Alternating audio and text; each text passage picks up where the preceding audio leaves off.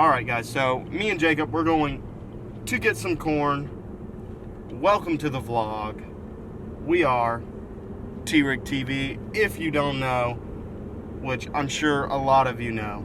But we are going to get some corn, get some batteries for my trail cameras, and we're going to go out to the farm, set up the trail cameras. I really should have been doing this weeks ago, and I've got this project I want to show you guys. It's something very special. It's very, very special. It's very cool. It's something I've never done before, but you guys are just gonna have to wait and see. But the plan for this year is, so we should have started our summer scouting already, but we were dummies and, you know, working and all that junk. We really don't have time, but we're going to start this week. We're gonna go to my property that I have to hunt. Like I said, we're gonna take some corn out there, put up the trail cameras, and try to see if we can't see what's kind of living on the property. I like to do that every year. I mean, most of the time by actual bow season, one, they're not around anymore, or two, they only show up at night. So we have a lot of does on this property and a lot of spikes, but the mature bucks are few and far between. So what we are going to try to do this year is pinpoint exactly where the mature bucks will be on this property. This property is an 80-acre property, so I don't know. You know, that's a small property. It's not very big, so we're not gonna have this massive piece of land that we can sit and just study and really try to figure out where the deer are. You know, focus on the funnels and the watering points and the bedding areas, but we won't be able to do any of that because, like I said, it is only 80 acres. And some of you guys are thinking, well, 80 acres is a lot of acreage. But it's really not when it comes to terms of managing deer and trying to, you know, overall harvest big deer every year. I mean, I shoot decent sized deer, but every single year I've got way more motivation than a lot of my friends. And my friends go out there and they shoot 170 class deer. And I'm shooting, you know, like barely 120, barely 130, just because I don't have a lot of land. But Jacob, on the other hand, has about 1,500 acres we can hunt. We haven't really been trying over the years to shoot big deer, but we're going to start taking it a little bit more serious. So we're going to eventually, sometime next week, go out there, do some scouting. I couldn't think of that word, but we're going out there to do some scouting and maybe eventually put some corn up and put a couple cameras up just to see what's living on his property. And then we'll start focusing on his property, because his property is going to be the property that we will kill both our big deer on. That is what we're going to be focused on in the next 3 weeks. And tonight we're going catfishing, so make sure you're staying tuned for that. We're going to go catch some big girls. But right now we're on the way to get some corn. I hope you guys enjoy this video. Alright guys, so I went to Rural King, picked up some corn, and I end up leaving with 2 new tree stands. Yes, because I'm going to start filming our deer hunts. We are going to start... What the heck? What was that? I was just taking a pee and that happened. Nuh-uh. Yeah. You're so stupid. You lit off one of those firecrackers, didn't you? You're so dumb, dude. He scared the heck out of me. I don't know if you heard that, but there was a big ass bang back there, and he lit off one of those firecrackers. But I don't even remember where I was at now, so. But I went to Rural King, bought 2 bags of corn, and ended up leaving with 2 new tree stands. So that is okay. We have to get prepared before I start college, because I cannot spend any more money on this kind of stuff once I start college. As some of you know, I will be starting college in about 2 weeks. Still be posting regularly, more regularly than I am now. But we're going to unload these bags of corn, and I'll show you these tree stands real quick. And we're going to head on all the way down to the holler down there and maybe put up the corn and hang up some cameras. Yee. Alright, so we've got the brand new tree stands. Like I said, we got a couple bags of corn, as you can see there in the back of the T-Rex. I'm going to go take all this stuff down to the bottoms, except the tree stands. But as you can tell, I mean, these were just the $50 tree stands from Rural King. Is a big game or whatever. But they are the hanging hunts. That is the kind you need to film your own deer hunting videos. Because, I mean, we're not using camcorders and we're not using little GoPros. We are using a big camera. So if we're going to be hoisting a big camera off a tree, then we need to have a tree arm. And in order for our tree arm to successfully work, we can't use the climbers. We have to use these tree stands. So we're going to take the corn down there and we're going to go throw it in front of a camera and see if we can't see any big old deer. Yee yee. So we are in the desired destination right now to drop the corn and the cameras. We are walking around. We are taking a look through here, see if we can't see any sign. We've already seen a whole bunch of rubs, but they're old rubs. They're from last year. But Jacob, I think this is a cow trail. Look how big these prints are. We are on a cow trail right now. Jacob's like, big trail, thick trail. But if you guys did not know, deer do not like cows. They'll walk the trail. They'll walk the trail, but usually if you have a lot of cows, if you guys watched our turkey hunting video, then you know we have been dealing with cows for quite some time. The neighbors' cows keep coming on our property and we keep telling them, hey, get off. But they don't listen. But I'm going to walk around here, see if I can't see any sign. Walking through all the spidey webs, we don't care. But there's a rub right here. But it does not look like it's a new rub. It looks like a rub from last year. Oh, there's another rub right over there. But it also looks like a rub from last year. But this is where you would find sheds, wouldn't it be? I don't know. I never do any of that shed hunting. But we're just walking around looking. I mean, it looks pretty beat down in here. Hopefully the farmers will get their freaking cows out of here. But we're going to look around for a little bit longer, and then we're going to drop the corn and the trail cameras, and then I got to go home and mow, and then we're going to go try to catch some catfish. So stay tuned, boys.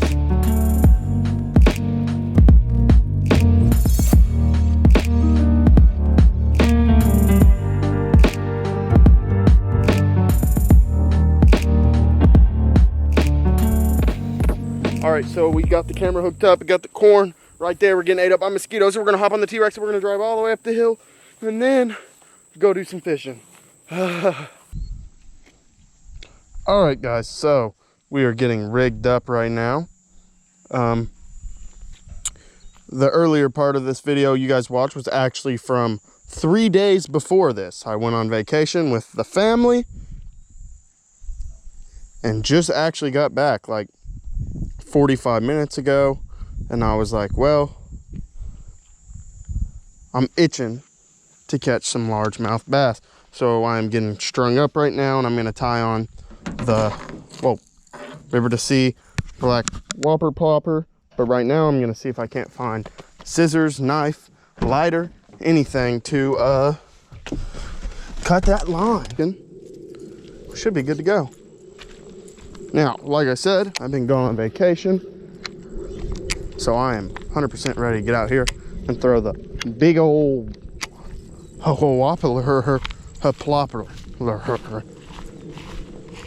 It looks like it is a little bit down, so maybe the whopper plopper isn't moved, because a lot of times I like throwing the whopper plopper when it is flooded.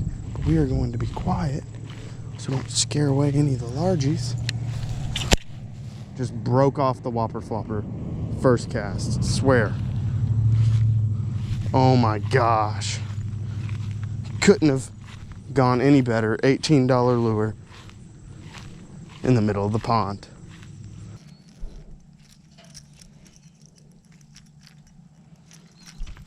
All right, we're retied with another whopper plopper, of course. And I didn't go through the eyelet. Gosh, dang it, man. Today is literally, I mean, look at this, guys. Can you see that? God. Well, now I gotta freaking burn this dude off with a lighter and retie again. Gosh, man. Today's... All right. Time to put her up. Get out the yig. Get out the yig.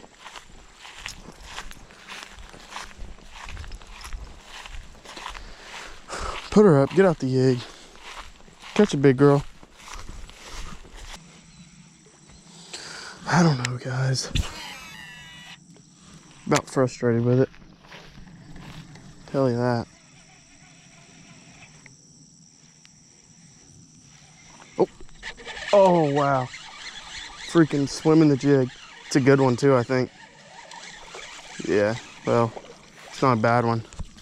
It's not good. Okay, good Jill. Freaking first fish on the jig. Hell yeah. Now I just want to take a second, guys. Wipe off my camera. And let's admire this bass. We've worked hard for this not very pretty, ugly largemouth bass. Wow. Wow, wow, wow. And I was just throwing the jig. I was working it slow at first, but then now I realize that they probably want it fast. So what I'm going to be doing is swimming the jig. I'm going to cast right exactly where I was just casting. Maybe they're turning on. I noticed that there was slack in my line. And then I just picked up the slack and reeled into it. I think I got bit again.